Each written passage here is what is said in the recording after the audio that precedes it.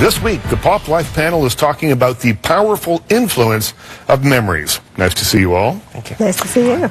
In each of your jobs, what role does memory play? As a chef, you have a specific kind of food that you cook, but when you think about the food that you're making, are you remembering food that your mother made and that influences you? And it's more than just remembering a recipe, right? Yeah, food can be all memories. And it actually can be a huge challenge, especially for our guests at the restaurant, because a lot of them have preconceptions about food based on their memories. Right. You know, like a classic thing, let's say like tomato sauce. Everyone's mom has made a tomato sauce, but if you know, and you kind of set that as the benchmark, so if you're making it a little different, whether it's good or not, someone might appreciate it more or less based on their memory.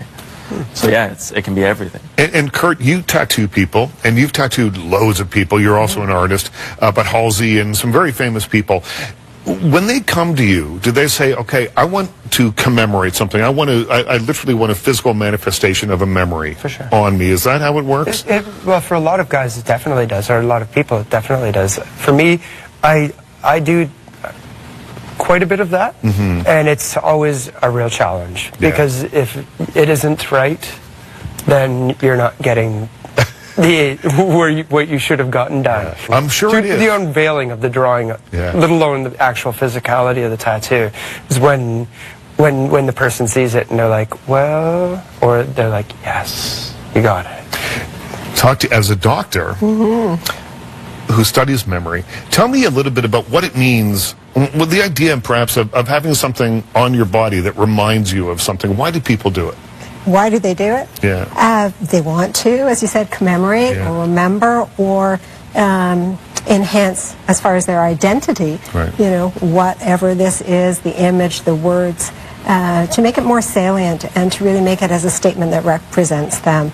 But of course, I work in a clinic where people are losing their memories, and here people who are fully autonomous adults who have, you know, decades before them a wealth of memories of events and worldly knowledge, and they are experiencing the loss of these memories, and that's a very poignant thing.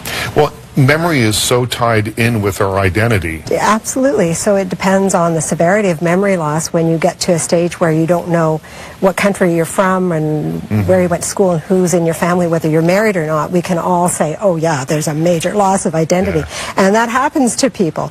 But it happens gradually. You know, if we're not talking about a head injury, boom, you're like that. You know, with a disease like Alzheimer's disease, you start out losing little pieces of yourself. And you may notice it before anybody else. You just don't feel as confident. You can't rely on pulling things up and what somebody said to you. And, you know, if you're working and looking after kids or whatever you're doing, that starts to impair you, not just your confidence, but your sense of who you are.